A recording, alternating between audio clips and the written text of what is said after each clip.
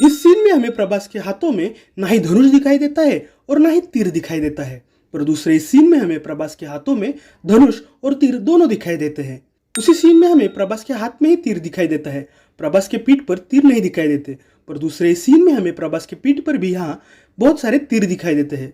यहाँ कृति के साइड में हमें सिर्फ एक ही पेड़ दिखाई देता है, पर दूसरे सीन में हमें कृति के साइड में ये 3 पेड़ दिखाई देते हैं।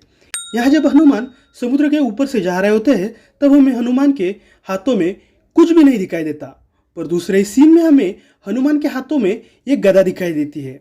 उसी सीन में हमें हनुमान के पीठ पर कोई भी बैठा हुआ नहीं दिखाई देता, पर दूसरे सीन में हमें हनुमान के पीठ पर प्रभास बैठा हुआ दिखाई देता है। इस सीन में हमें प्रभास ने कोई भी कवच या जैकेट पहना हुआ नहीं दिखाई देता, पर दूसरे सीन में हमें यहाँ प्रभास के शरीर पर यह कवच दिखाई देता है।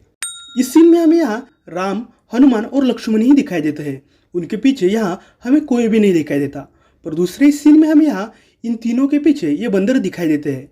यहाँ जब प्रभास पानी से बाहर आता है तब उसका ये गमछा गीला होता है जो कि कमर पर बंधा होता है, पर दूसरे सीन में जब प्रभास ये तीर मार रहा होता है तब हमें यहाँ प्रभास का यह गमछा सूखा हुआ दिखाई देता है। इस सीन में हम देखते हैं कि ये बंदर इस सीढ़ियों पर लैंड करने वाला होता है, पर दूसरे सीन में जब कैमरा नजदीक से दिखाते हैं तब हमें यह बंदर इन सीढ़ियों से बहुत आगे लैंड करता हुआ दिखाई देता है। यहाँ जब सैफ चलकर आ रहा होता है तब हमें सैफ के हाथों में कोई भी हथियार नहीं दिखाई देता, पर दूसरे सीन में हमें सैफ के हाथों में यह हथियार दिखाई देता है।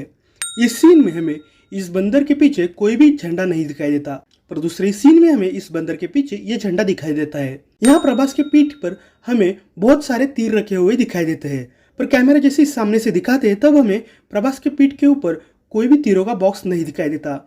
तो कैसा लगा आपको हमारा ये वीडियो, ये आप हमें कमेंट्स करके बता सकते हैं। और अगर वीडियो अच्छा लगा हो तो वीडियो को लाइक और चैनल को सब्सक्राइब भी कर लो यारो, ऐसे ही मूवीज की मिस्टेक्स देखने के लिए।